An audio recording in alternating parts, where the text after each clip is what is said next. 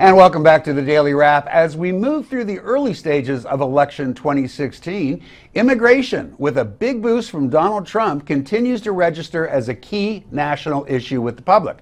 As noted, Mr. Trump has had a great deal to say on this topic. I will build a great wall on our southern border, and I will have Mexico pay for that wall.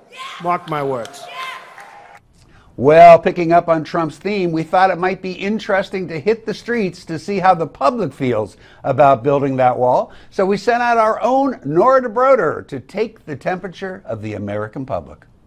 So border security is the hot topic for GOP hopefuls right now, and Donald Trump is leading the charge. He says building a wall between the U.S. and Mexico would be, quote, inexpensive and easy.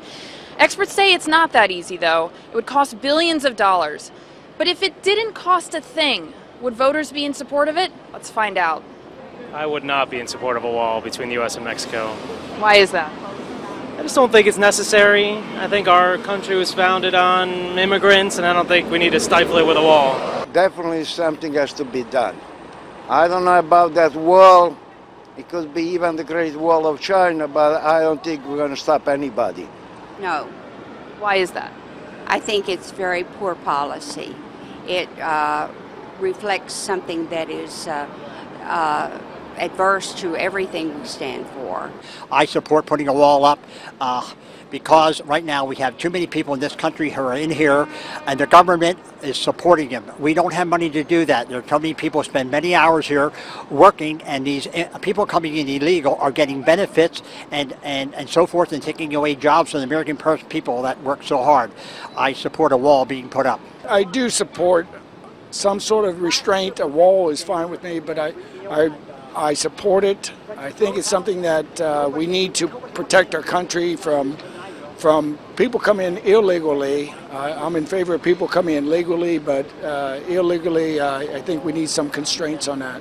A wall between Mexico and the U.S.? Hell no. That doesn't make sense. I mean, we participate in all types of free trade and we encourage tourism. Why would we put up a wall? That's just like going backwards. I would support a wall. Simply because the wall would be cheaper than the amount of services that would then have to go to people who come over and then demand them, and if they don't get them, then it's crazy. It's absolutely not. Interesting. Kind of a split down the middle there. Let's see if we can find a little more cohesion with the panel. Let me guess what Carl Higbee might think about this. Build that wall, build it strong. And Donald Trump did say put a door right in the middle of the wall where people can come in legally. Put a beautiful door right in the middle. A beautiful door. So look, for those people who say that, you know, I don't want a wall, I challenge you, leave the door to your apartment open in New York City. Leave it open. Let people come in and out as they please. I bet you won't do that. He's got a point there, doesn't he, David? He's got a point. He's outside ex-military. I got to believe there's other ways that we can secure our border.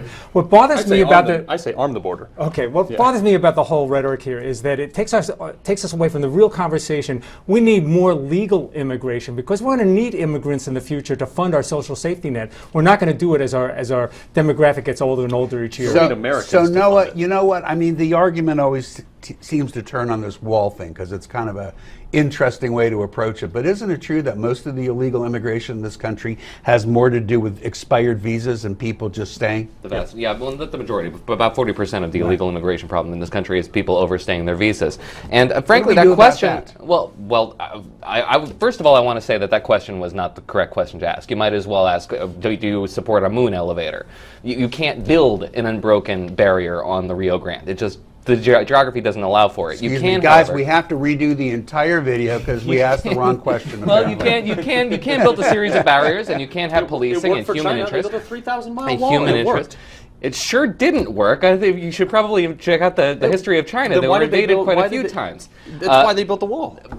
That is why they built the wall, actually, because they were being invaded. But Noah says it didn't work. Well, we're getting off track here, guys. Really? Yes. There's barriers, and that should be approved of. There's also visa tracking programs that should be approved of. There's human traffic or human police force that should be approved of. Guys, let me interrupt because I want to bring up one more point before we got to go. We were having this debate over walls with our neighbors to the south, but it all took an unexpected turn when Wisconsin government and GOP candidate candidate for president Scott Walker suggested that maybe there should be a wall between the United States and Canada, its neighbor to the north.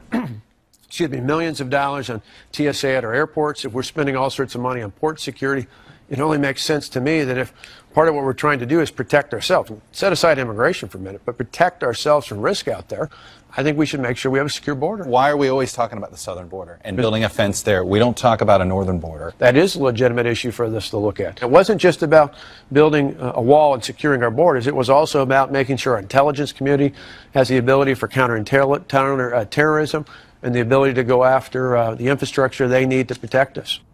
We're going to continue that discussion about Governor Walker in the next break. Meantime, let us know what you think would be the best way to solve this problem. Newsmaxtv.com/comments is the place to go. As I said, we'll continue the discussion.